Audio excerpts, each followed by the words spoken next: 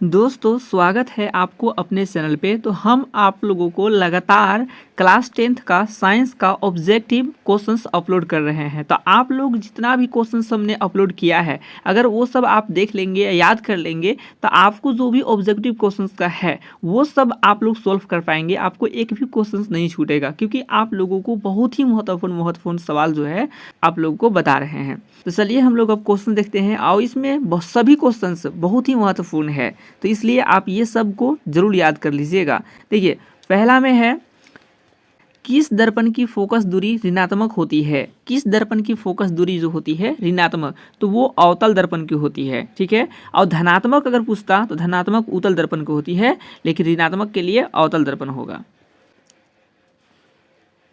किसमें प्रकाश की चाल न्यूनतम होती है, मतलब प्रकाश की चाल सबसे कम होती है, तो वो कांच में होती है। कांच जो होता है ठोस होता है ना, इसलिए इसमें बहुत ही कम होता है इसका चाल प्रकाश की। गोलीय दर्पण की फोकस दूरी f एवं वक्रता त्रिज्या r में क्या संबंध है, यानी फोकस दूरी और वक्रता त्रिज्या में क्या संबंध है, ये हमें पूछा गया है। तो देखिए इसमें कोई एक फॉर्मूला है जो सही है, ठीक है। तो वो कौन सा फॉर्मूला है, वो है हमारा ये r बराबर 2 इंटू एफ, ठीक है। r बराबर 2 इंटू एफ, क्योंकि वक्रता त्रिज्या होता है फोकस दूरी से दुगनी, इसलिए ये हमारा सही है। आँख के रंगीन भाग को क्या कहते हैं, तो आँख के रंगीन भाग को आइरिस कहते हैं, तो इसलिए आपका सही हो जाएगा आइरिस। गोलीय दर्पण कितने प्रकार की होती है, तो गोलीय दर्पण 2 प्रकार की होती है, इसलिए आपका सही ऑप्शन है पहला 2। विद्युत आवेश का एसआई मात्रक है। देखिए विद्युत आवेश का एसआई मात्रक क्या है, तो विद्युत आवेश का एसआई मात्रक कूलाम होता है, इसलिए कूलाम हो गया। इसको सी में लिखा जाता है, कैपिटल सी में। ओम के नियम का सूत्र है। देखिए ओम का नियम का सूत्र है, इसमें कौन सा है, तो ओम का नियम का सूत्र ये है, V बराबर I इंटू आर। श्रेणी क्रम में जोड़ा जाता है। देखिए श्रेणी क्रम में किसे जोड़ा जाता है, तो उस ए मीटर को जोड़ा जाता है। ए मीटर को श्रेणी क्रम जोड़ा जाता है। अगर पूछता पार्श्वरीय क्रम में जोड़ा जाता है तो वोल्ट मीटर होता, ठीक है। पार्श्वरीय क्रम में वोल्ट मीटर और श्रेणी क्रम में एमी मीटर, तो हो जाएगा आपका ए मीटर। फ्लेमिंग के वाम हस्त नियम में अंगूठा द्वारा क्या प्रदर्शित होता है, तो अंगूठा द्वारा क्या उसमें प्रदर्शित होता है, क्या इंगित करता है, क्या बताता है अंगूठा, तो वो बल को इंगित करता है, ठीक है, बल को। विद्युत धारा उत्पन्न करने की युक्ति को कहते हैं। देखिए विद्युत धारा उत्पन्न करने की युक्ति को कहते हैं जनित्र, ठीक है, तो इसलिए आपका सही ऑप्शन होगा पहला जनित्र। विद्युत धारा मापने वाले यंत्र को क्या कहते हैं, देखिए विद्युत धारा मापने वाले यंत्र को कहते हैं ए मीटर, ठीक है। क्या कहते हैं, विद्युत धारा मापने वाले यंत्र को ए मीटर कहते हैं। प्रत्येक इलेक्ट्रॉन पर कितना कूलाम आवेश होता है, देखिए हर एक इलेक्ट्रॉन पर 1.6 इंटू 10⁻⁻19 कूलाम होता है, ठीक है। तो ये आपका सही ऑप्शन हो जाएगा पहला।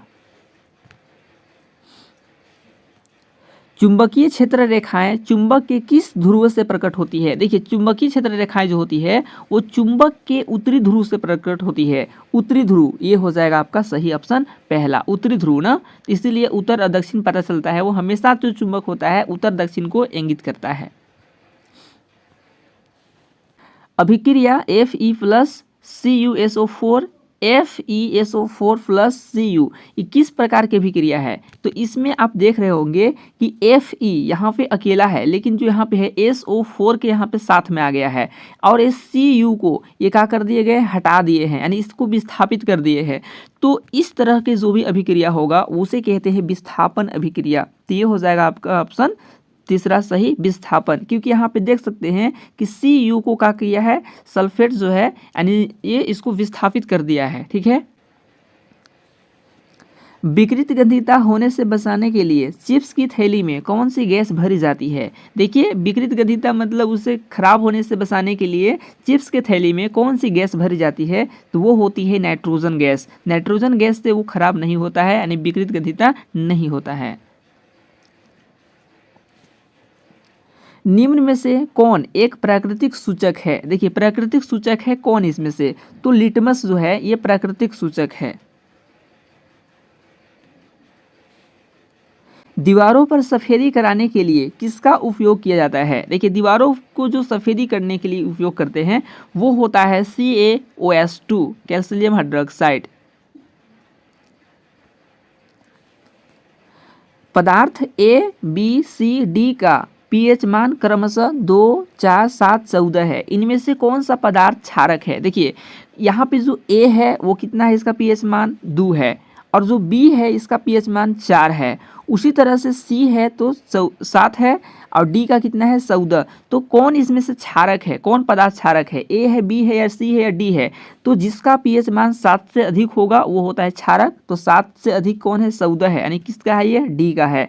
तो हमारा हो जाएगा ऑप्शन सही D, यानी D जो है वो क्षारक है।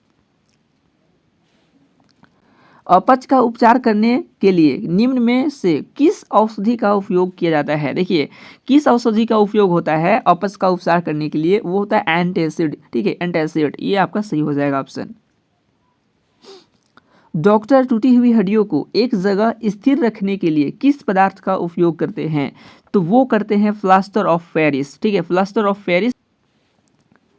इस अभिक्रिया CuO plus H2 Cu plus H2O में उपचयन होता है। देखिए इसमें उपचयन हो रहा है, किसका उपचयन हो रहा है? होता है तो जिसमें ऑक्सीजन बढ़ रहा हो। देखिए यहाँ पे Cu के पास ऑक्सीजन था, O था, लेकिन अब किसके पास आ गया है? H2 के पास आ गया है, यानी साफ है जिसमें ऑक्सीजन बढ़ रहा है वही होता है उपचयन। तो किसमें बढ़ रहा है? H2 में, तो H2 हो जाएगा आपका सही ऑप्शन।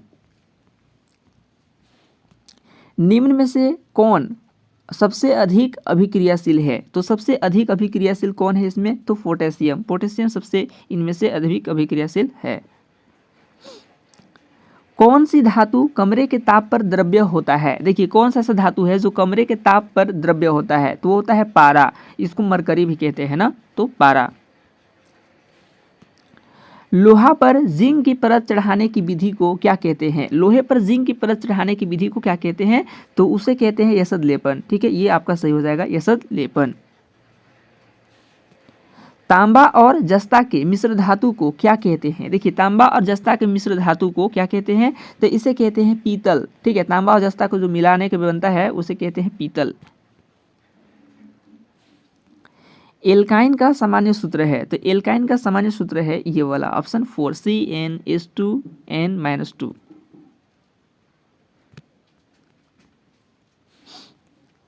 निम्न में से कौन संतृप्त हाइड्रोकार्बन है? तो संतृप्त हाइड्रोकार्बन इसमें प्रोपेन है, तो इसलिए आपका सही हो जाएगा प्रोपेन।